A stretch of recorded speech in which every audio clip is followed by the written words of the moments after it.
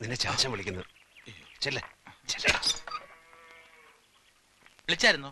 വയലിനി തുരിശടിക്കാൻ ആളെ കൊണ്ടുവരാന്ന് പറഞ്ഞിട്ട് മരിച്ചുപോയി. മരിച്ചുപോയോ? അയാളുടെ ഭാര്യയുടെ അമ്മായിയപ്പന്റെ അളിയ പമ്പ് സെറ്റ് നന്നാക്കാൻ ആളെ കൊണ്ടുവരാന്ന് പറഞ്ഞിട്ടോ? അത് വളമിട്ട ശേഷം ആളെ വിളിക്കാന്ന് വിചാരിച്ചു.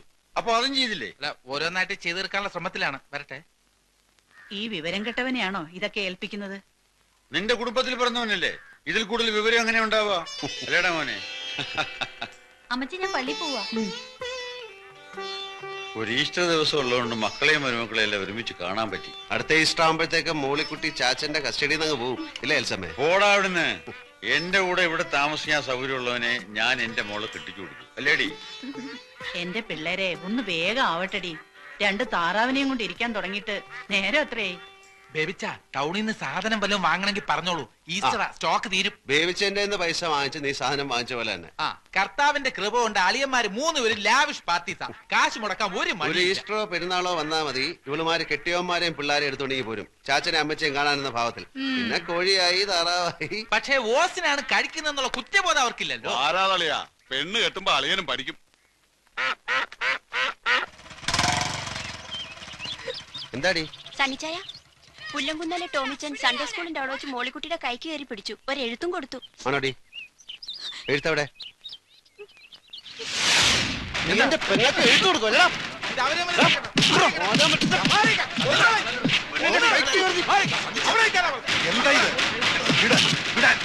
പള്ളിപ്പറമ്പിൽ കിടന്ന് ഗുസ്തി പിടിക്കാൻ ഇവൻ.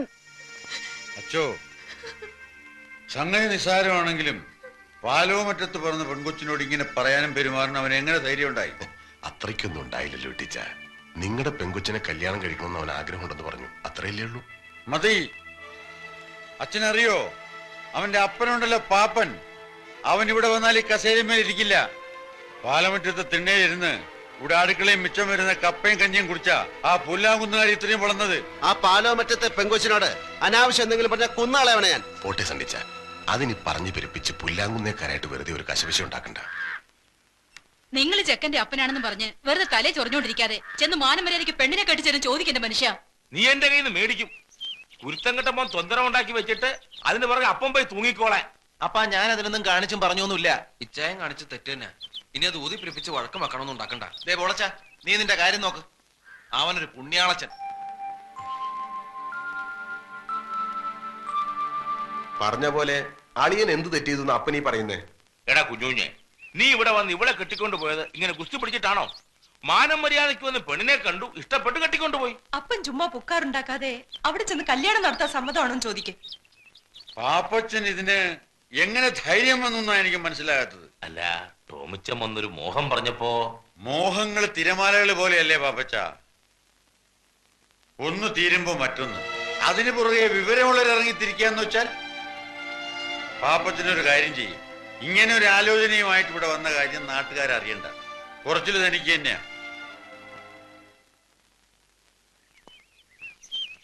പാപ്പച്ച, നിന്റെ മോൻ ടോമിച്ചന്റെ ഭാഗത്ത് നിന്ന് ഇങ്ങനൊരു പിടിപ്പീട് സംഭവിച്ചു പോയ സ്ഥിതിക്ക് നമ്മൾ ആ തെറ്റ് സമ്മതിച്ചേ പറ്റൂ.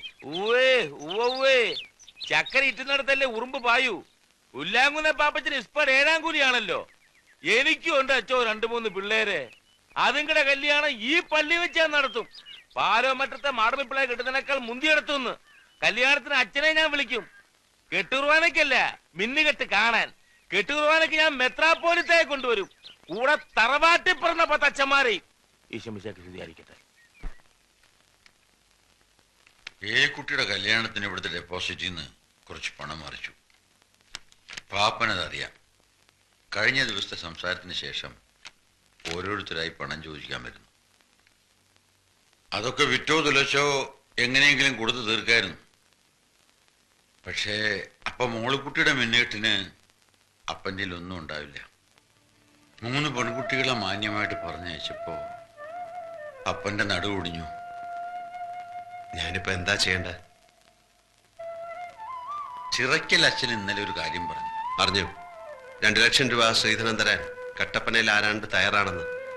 ചാച്ചനും അച്ഛനും കൂടെ എല്ലാം തീരുമാനിച്ചുറപ്പിച്ചില്ലേ, പിന്നെ ഞാനെന്ത് പറയാൻ? ആര് പറഞ്ഞു ഉറപ്പിച്ചെന്ന്? അതൊക്കെ നീ ചെന്ന് കണ്ട് ഇഷ്ടപ്പെട്ടതിന് ശേഷം.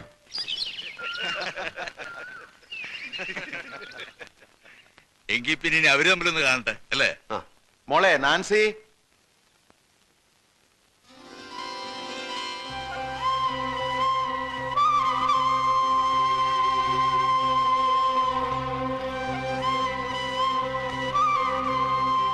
സണ്ണിച്ചു, പെണ്ണിന് വല്ല ചട്ടോ വിൽക്കോ മറ്റോണോ നോക്കിക്കോണം. പിന്നെ നാളെ ഞങ്ങൾ കൂടെ വന്നൊരു കുറ്റം പറഞ്ഞേക്കരുത്.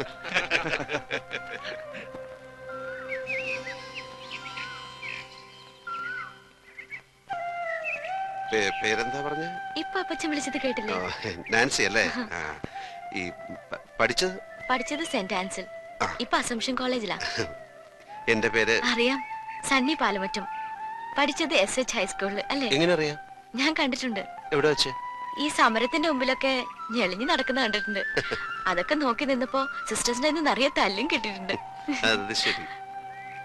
ഇത്രയും പേരുള്ള ജാഥയിൽ എന്റെ മുഖം മാത്രം ഓർക്കാൻ എന്തെങ്കിലും പ്രത്യേകത ഉണ്ടാവും? അത്രയ്ക്ക് മോശമാണ് എന്നെ? അയ്യോ അല്ല, നന്നായിട്ടുണ്ട്. ശരിക്കും നന്നായിട്ടുണ്ട്. സത്യമായിട്ടും ശരിക്കും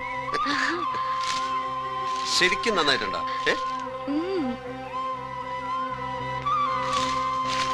ശരിക്കും ശരിക്കും എനിക്ക് അസൂയ തോന്നുന്നു. നേരായിട്ടും തോന്നാം.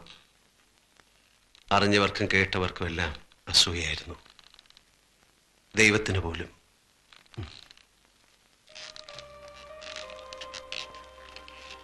പിന്നെ ഞങ്ങളുടെ മനസ്സ് ചോദ്യം കഴിഞ്ഞു. കല്യാണത്തലേന്ന് ബാച്ചിലേഴ്സ് പാർട്ടി നടക്കുമ്പോൾ പള്ളിക്കൽ നച്ചമെന്ന് പറഞ്ഞു കല്യാണം നടക്കില്ല എന്ന്.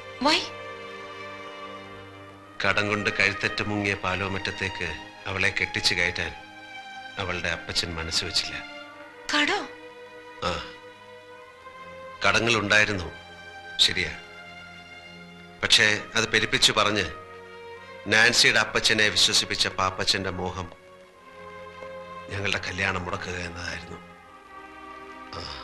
ആ മോഹം അയാൾ സാധിച്ചു. മിന്നു കെട്ടുന്നതിന്റെ തലേ രാത്രി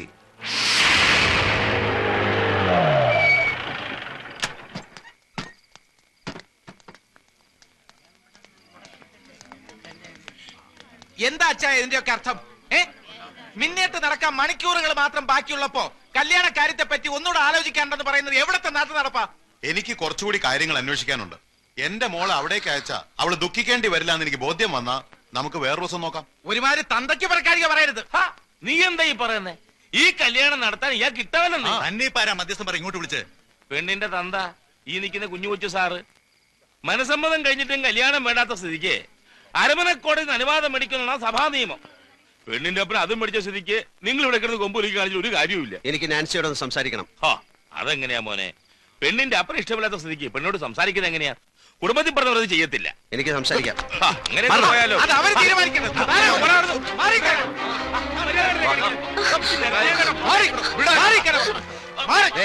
ഇവളെ വിളിച്ചിറക്കി കൊണ്ടുപോകാനാ ഞാൻ വന്നത്. നിനക്ക് സമ്മതമാണെങ്കിൽ നാളെ നിന്റെ കഴുത്ത് ഞാൻ മിന്നു കെട്ടും. വരാൻ തയ്യാറാണോ? തയ്യാറാണോ എന്ന്? അവിടെ നിന്നാണ് എൻ്റെ നഷ്ടങ്ങൾ ആരംഭിച്ചത്. വർഷങ്ങൾ കഴിഞ്ഞിട്ടും നാൻസിയെ മറക്കാൻ എനിക്ക് കഴിഞ്ഞില്ല. മനസ്സുകൊണ്ട് അവൾ എപ്പോഴും എൻ്റെ കൂടെ ഉണ്ട്, ഇവിടെ ഈ സിംഗപ്പൂരിൽ. പിന്നീട് സണ്ണിച്ചൻ നാട്ടിൽ പോയിട്ടില്ല? ഇല്ല, വേറൊരു വിവാഹത്തെക്കുറിച്ച് ചിന്തിച്ചിട്ടുമില്ല. നാട്ടിൽ നിന്ന് ഫോൺ ചെയ്യുമ്പം അമ്മച്ചിക്ക് ഒന്നേ അറിയണ്ടൂ, എപ്പോഴാണ് എൻ്റെ കല്യാണം എന്ന്. അത് നടന്നു കാണാൻ വേണ്ടി മാത്രം ജീവിച്ചിരിക്കുന്ന പോലെ ഇനി ഫോൺ ചെയ്യുമ്പോൾ ഞാൻ പറയും, കെട്ടാൻ ഞാൻ റെഡി. ഇവിടെ സുന്ദരിയായ ഒരു നസ്രാണി കൊച്ചിനെ ഞാൻ കണ്ടുവച്ചിട്ടുണ്ട്, ദിവസം നിശ്ചയിച്ചോളാം. അപ്പൊ നാൻസി? അവൾ പോയി. കഴിഞ്ഞ വർഷം എനിക്കൊരു വെഡിങ് കാർഡ് കിട്ടി. വധു നാൻസി, വരൻ എൻ്റെ കുടുംബം തകർത്ത പുല്ലാങ്കുന്നേൽ പാപ്പച്ചൻ്റെ മകൻ പോളച്ചൻ. ഇതാ പറയണത്, വിലപിടിപ്പുള്ള ഒന്ന് നഷ്ടപ്പെടുമ്പോ മറ്റൊന്ന് നമ്മെ കാത്ത് എവിടെയോ ഉണ്ടെന്ന്.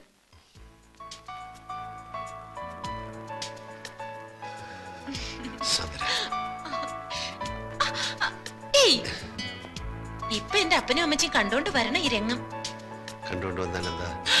എന്റെ ഈശോ, കമ്പ്യൂട്ടർ സയൻസ് പഠിക്കാൻ ഹോസ്റ്റലിൽ നിർത്തിയിട്ട് പോയ സ്വന്തം മകൾ സുന്ദരനായ ഒരു ചെറുപ്പക്കാരനോടൊത്ത് രാത്രിയിൽ ഇങ്ങനെ ഇങ്ങനെ അല്ലേ? എന്റെ മൂക്ക്. സോറി സോറി കേട്ടോ. പുതിയ സന്ദ്ര. ഇത്രയൊക്കെ ആയ സ്ഥിതിക്ക് ഞാൻ സണ്ണിച്ചാനുള്ളതല്ലേ? അതെ, അതുകൊണ്ടാണല്ലോ. അതൊക്കെ വീട്ടുകാരറിഞ്ഞ് പള്ളി വെച്ച് മിന്നു കെട്ടിട്ട് അതുവരെ എന്റെ പൊന്നു മോന് ക്ഷമിച്ചൂടെ?